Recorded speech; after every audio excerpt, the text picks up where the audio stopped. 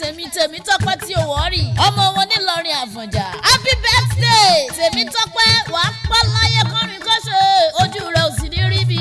Ó ní ìdààmú ò ní débọ̀, gbogbo ń tẹ̀yàn fi ṣẹlẹ̀ ayé pẹ̀lú rọrùn, Elédùà ojogún rẹ̀ fún ọ. Ó ní kúkú àìtọ́jọ́ lógún Ọlọ́run, gbogbo ìgbìyànjú ọ̀tá lórí ayé rẹ̀ òfo ni ó já sí lógún Ọlọ́run. Gbogbo bó ṣe fẹ́ kó rí fún aláìda, Elédùà ò ní jẹ́rọ̀ǹgbà wọn ṣẹlẹ̀ olórí, ó borí ọ̀tá lógún Ọlọ́run. Ilé ìwé ló wà yìí, ó parí láyọ̀ àtàláfíà ni, ó kéré oko délé lógún Ọlọ́run. Èèyàn bí èṣù bí èèyàn ò ní kó bọ̀, ò ní rálá kó bá, ìwọ náà sì ní kó bá yàn. Sàtífíkẹ́ẹ̀tì rẹ ò ní parí lẹ́kú lọ́wọ́, ò sì ní parí lárùn lọ́wọ́ lógún Ọlọ́run. Sàtífíkẹ́ẹ̀tì tiẹ̀ ò ní fi tẹ́lẹ̀ pátì, iṣẹ́ rẹ ló fi bá wọn ṣe, iṣẹ́ kékeré owó ńlá ilé ọmọ fi ṣe lógún Ọlọ́run. Gbogbo ògbà tó bá mọ̀ yan dé orí ọkọ̀ àlùbáríkà, Elédùà ó taari rẹ̀ sí ọ, ò ní ṣìyàn. Tèmítọ́pẹ́ ò ní gbẹ̀gùn eléegun, Àjíkẹ́ ilé tán ìgbékawó, ò ní bá wọn yabẹ̀. Ẹwà ara rẹ̀ ò ní dòbu,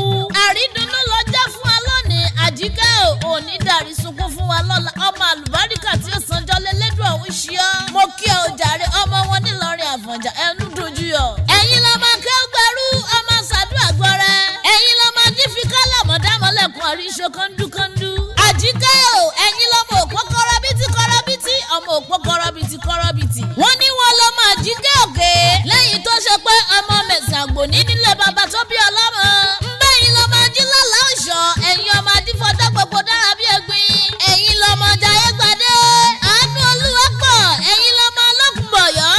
Bẹ́yìn lọ́mọ adífikàlà mọ̀dámọ́lẹ́kùn àríṣọ kọ́ńdúkọ́ńdú. Ẹ̀yin lọ́mọ akéwùgbẹ́rú ọmọ ṣàdúrà gbọ́rọ̀ ní nílé bàbá tó bí ọlọ́mọ. Àjíkẹ́ ó dìlé yẹyẹ tó bí ọlọ́mọ nílùú Gbónà.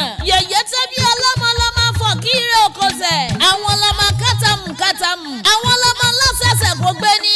Àwọn lára àkágbó ní kàṣẹ̀ṣẹ̀ ní Kẹ̀rúwà. Níbi tó wọ́n sọ ti pọ̀ jomidan lọ.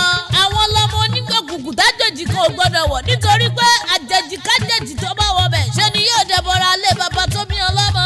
Àjíkẹ́ ó jẹ́jẹ́ ń dá dúró báyìí náà. Adùnọ̀dẹ̀ ló kọ́ mi, aláṣẹ àtolùdarí iléeṣẹ́ Amap Entertainment Concept. Ṣé ni kó máa dàrẹ́tì àwọn èèyàn rẹ tó gbafẹ́? Àwọn tó gbafẹ́ bíi tiẹ̀ ni mò ń wí o, pé ká máa gbé birthday package sí wọn bọ̀ nílé iṣẹ́ wa